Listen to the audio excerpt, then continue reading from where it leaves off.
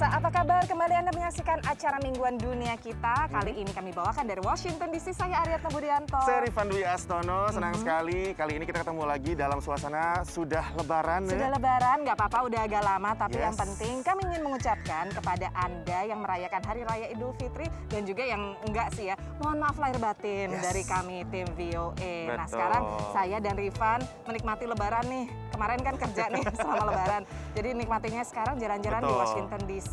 Yes. Kita ngelihat bahwa komunitas muslim di seluruh Amerika itu udah mulai pede ya Van untuk merayakan. Pastinya, dibandingkan Lebaran. tahun lalu atau tahun sebelumnya, tahun Iya. ini banyak kelonggaran yang sudah diberikan Betul. gitu kan. Orang-orang udah boleh, apalagi udah divaksinasi penuh dan bahkan sudah di booster gitu ya. Iya. Mereka udah bisa kumpul-kumpul dengan lebih leluasa. Terawih udah setiap hari. Yang jelas orang-orang jadi merayakan lebaran ini dengan lebih meriah ya, Nia. Walaupun tetap harus jaga keamanan diri kita juga sih, Nah, biar jangan sampai ngomong-ngomong, kena COVID. keamanan, keselamatan. Mhm. Ini ada suatu peringatan nih Wah. di pekan ini. Apa tuh, Van? Pura-pura nggak tahu. Apa tuh? Yaitu adalah Hari Jaminan Keselamatan dan Kesehatan di Lingkungan Kerja, Nia. Nah. Jatuh tanggal 8 Mei. Betul. Ini fungsinya adalah untuk memperingatkan ya kepada perusahaan juga ya, dan juga kepada individu akan hak-haknya untuk bisa merasa aman Betul. dan juga selamat dan juga tetap sehat di lingkungan kerja. Nah, yang lagi marak sekarang ini penggunaan teknologi untuk membantu keamanan ya, Yap. atau keselamatan atau kenyamanan juga para pekerja, antara lain dengan drone. Tapi ada juga yang berpendapat bahwa ini justru mengeliminasi manusia, Pekerjanya tenaga ya. manusia, betul. Wah, Jadi iya ada sih. pro kontra. Kita juga pengen ngelihat kemajuan teknologi di bidang industri pertanian ini. Karena kita bakal melihat yang namanya teknologi traktor otonom. Jadi udah nggak usah swakemudi, nggak usah dinaikin lagi, tapi sekarang tinggal pakai HP, nanti traktornya langsung melakukan pekerjaan manusia yang sebelumnya dilakukan secara manual. Luar biasa. Yuk kita saksikan liputannya pemirsa. Teknologi industri pertanian berkembang pesat. Tak lama lagi, petani akan bisa mengendalikan traktor dari jarak jauh untuk menggarap ladang tanpa henti dengan menggunakan aplikasi. When this country was founded, about 50% of Americans were farmers, and now it's less than 1%. And so this is about giving tools to farmers to be more productive. Traktor otonom baru dari perusahaan peralatan pertanian John Deere ini mengandalkan sensor deteksi komputer, kecerdasan buatan, dan GPS untuk mengolah dan menanami ladang tanpa henti. Pertanyaannya, apakah para petani akan mempercayai kinerja robot traktor? How much of the field is left. If there was something in the field that it wasn't sure about, the tractor will stop and alert me. Is this something I can go around? Umpan kamera langsung memungkinkan petani memantau ladang kapan saja dan memastikan benih tertanam dengan baik. Teknologi penyemprotan herbisida yang tepat sasaran juga menghemat biaya dan ramah lingkungan. Di atas itu semua, penghematan waktu menjadi keuntungan terbesar petani. Sarah Rocker adalah petani bit gula, gandum, dan kedelai di Montana. The big difference between what I currently have with my GPS-driven tractor versus a fully autonomous tractor is mostly time. I can farm more land and be more efficient because of all these upgrades in technology. Farmers are fairly traditional, but I have a feeling that once they try it, they will become very accepting of it. Traktor otonom ini akan mulai dipasarkan akhir tahun ini. Dari Washington DC, tim VOA.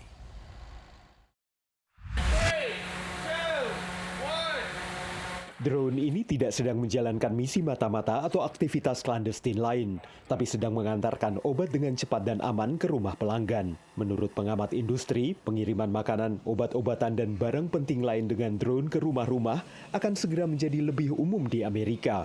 Karena kini lebih banyak perusahaan telah mendapatkan persetujuan dari Badan Administrasi Penerbangan Amerika atau FAA. We're probably going to see more machines flying through the air. Karena permintaan untuk pengiriman ke rumah meningkat bagi warga perkotaan dan pinggiran kota Amerika, warga di wilayah terpencil mungkin mendapat manfaat terbesar. You're going to want something like a drone that is capable of locating you, picking up and dropping off to you the medical supplies that you might need. Perusahaan Israel Flytrex memproduksi dan mengoperasikan drone listrik yang mengantarkan makanan dari restoran lokal ke rumah warga. All you have to do is, as the customer, is download the app, select what you want to eat, input your home address and your credit card information, of course, and we take care of the rest. Menurut Yarif, pengiriman ke rumah dengan drone lebih aman dibanding pengiriman dengan mobil atau truk dan lebih hemat biaya dibanding kurir manusia. Sebelum mendirikan Flytrex, Yarif adalah pendiri perusahaan yang pertama kali meluncurkan misi robot antar planet pribadi ke bulan. Instead of flying to the moon 200,000 miles, we fly to people's backyards 200 feet above the ground. Pretty similar. Di Amerika, drone Flytrex kini beroperasi di 3 lokasi di North Carolina. So that's a population of roughly 10,000 families in those 3 locations.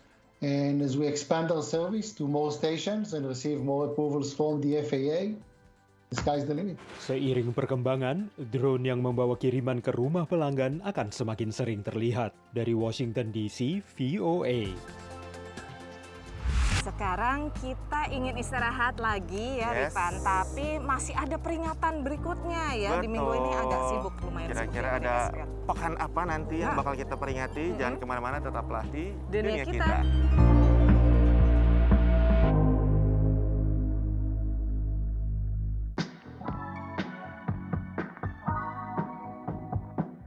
Pemirsa, masih dalam dunia kita dan tadi kita udah memperingati yang namanya Hari Jaminan Keselamatan dan Kesehatan di Lingkungan Kerja. Betul. Kali ini kita memperingati Pekan Apresiasi Guru di Amerika. Iya, ini pekan-pekan yang cukup sibuk ya di Amerika Serikat. Nah, memang guru itu di Amerika Serikat itu tidak hanya sebatas guru untuk mata pelajaran atau di sekolah formal gitu. Betul. Misalnya kayak guru matematik, guru kimia, guru Biologi. ya, bahasa Iya. Inggris dan lain sebagainya. Tapi bisa juga kayak guru kesenian, Betul. guru nyanyi. Guru lukis, termasuk guru nari juga nih. Betul. Nah, kita akan mengajak pemirsa untuk berkenalan dengan seorang guru yang baru mendapatkan predikat Teacher of the Year atau congrats. guru tahun ini, guru terbaik tahun ini. Guru terbaik ya. Di sebuah SMA di Reston, Virginia. We're going to start our choreography unit officially. My name is Lisa Gurney, and I am the dance specialist here at South Lakes High School, and I also teach yoga for wellness and strategies for success. We're going to do a combination with the musicality again. Like in the dance classes, typically you would think of just learning technique, different styles of dances. But we go beyond that. We talk about the history behind the dancing, and we talk about how to compose dances and how to put them together. Respect. We've talked about that a lot lately, and all the different emotions, the life skills that they will learn through learning to compromise and be respectful with each other and share ideas and yet being vulnerable. You can take suggestions from other people, but the tone that they're delivered in is really important. I try to create a safe environment for everyone that's not judgmental so that they can express themselves the way they'd like to. Down, up.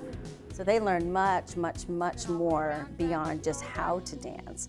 They learn why they're dancing and how they can use that in other areas of their lives. 6, 7, 8. Because we have such a diverse student body, I try to reach out into different cultures and not just the ballet, tap, and jazz, and lyrical and modern, but we go into cultural dancing, and it gives them an opportunity to share and teach others what they're used to. 1, 2, 3, 4. We've done African dancing, we've done Latin, we've done a whole unit on learning how to salsa and how to merengue and bachata and things like that. As an alumni of South Lakes, and so I'm thrilled that I could come back and teach dance for them and teach yoga for wellness for them, because those are opportunities we didn't have when I was here. Parents, colleagues, kids, anybody can nominate for our Teacher of the Year. It starts at the school level. We nominate staff here, and then it goes to the pyramid level, which is the high school, the middle school, and the feeder schools in the pyramid. And then a winner is selected there. They go to the region, etc. It definitely sends a message that the arts are really important in terms of having that type of curriculum available alongside standard curriculum. This class has definitely made it easier to go home and just relax, or just have more mental space or mental capacity to do homework. I've always kind of done yoga because my mom was a yoga teacher when I was younger, but I really like the confidence that it's brought me, how I can move and feel like myself. I feel like it's given more of like an in the moment type of mindset where I like know what's happening around me and I'm like engaged now. 2, 3, 4, arms, 5, 6, 7, 8. It is freedom, it's expression. It allows me to move in the space with control. It gives me an opportunity to express myself without necessarily having to speak, but in a way that people can still understand and relate. It allows me to release anything that might have been holding me back, any negative feelings. And it's a really interesting chemical change in my body. Focus is slightly higher, so being selected as Teacher of the Year was very humbling for me and very surprising because I wasn't expecting it, but it makes me feel appreciated and recognizing that I am making a difference here at South Lakes with different students and knowing that my colleagues feel the same way. Nah, kita akan kembali dengan mengajak pemirsa untuk berkunjung ke masjid ini unik karena masjid komunitas Uzbek. Wah, dan ini ada di New York ya. Nanti kita coba bakal kenalan dengan salah seorang diaspora Muslim Indonesia yang punya bisnis nih di sini. Nah, kalau gitu jangan kemana-mana pemirsa, kita akan kembali setelah yang satu ini. Kepada pemirsa di tanah air, tim VOA Indonesia di Washington DC, Amerika Serikat mengucapkan Minal aidin wal faizin, mohon maaf lahir dan batin. Selamat berhari raya Idul Fitri.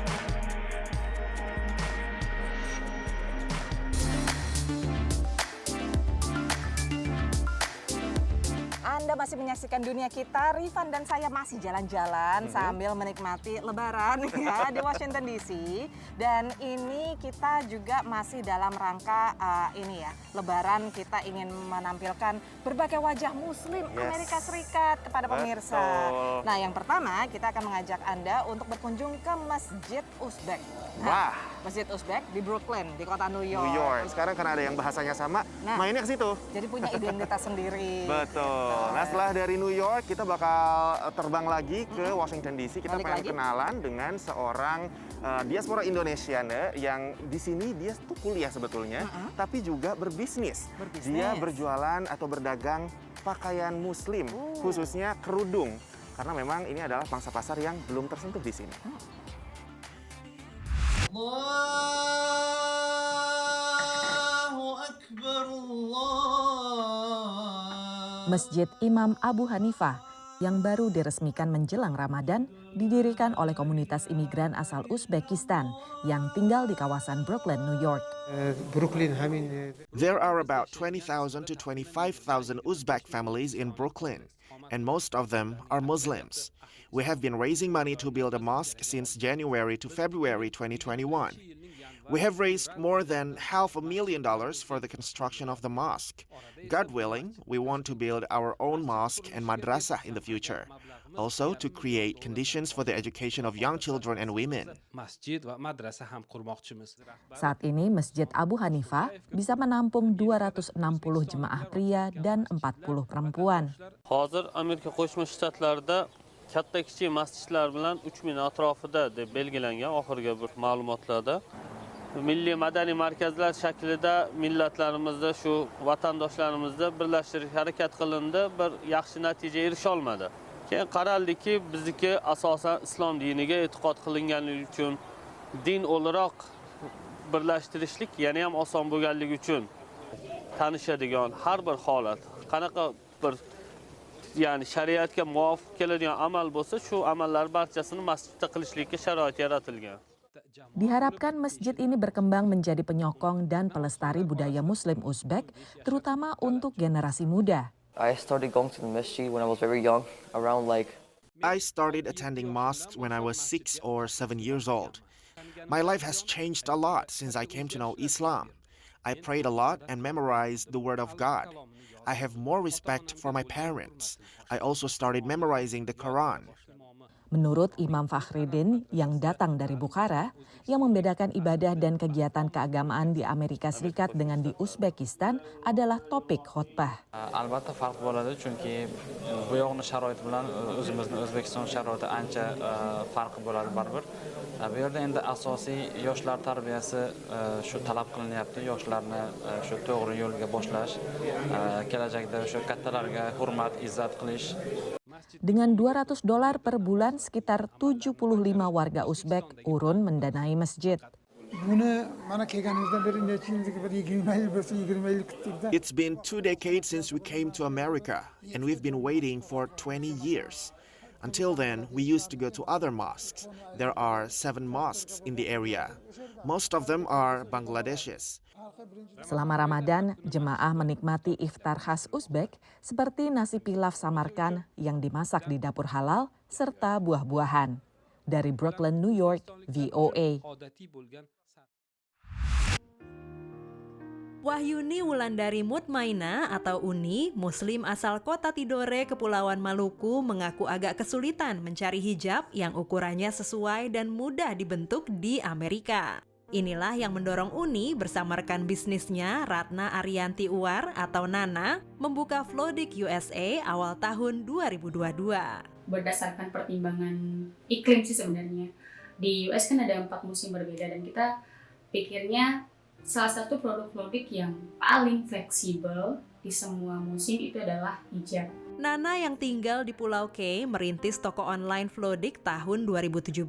Awalnya hanya membidik pangsa pasar di Maluku, menawarkan hijab dan fashion muslim. Sementara Flodik USA ditangani Uni dengan rekan bisnisnya seorang warga Amerika setelah ia menyelesaikan kuliah S2 di George Washington University, Washington DC dari beasiswa yang diterimanya. Pertama sih mereka bilangnya, oh this is cool, karena bahannya katanya lebih kelihatan high quality, tapi harganya masih affordable. Dijual dengan harga $15 atau sekitar Rp200.000, hijab ini disukai pelanggan. Salah satunya Anissa Fadila Hasan, mahasiswi George Mason University di Fairfax, Virginia. Dan kualitasnya itu udah kelihatan bahannya emang bagus banget, dan jahitannya rapi. Dan salah satu kebanggaan karena bisa mengangkat bahan asli dari Indonesia, terus labelnya semua dari Indonesia.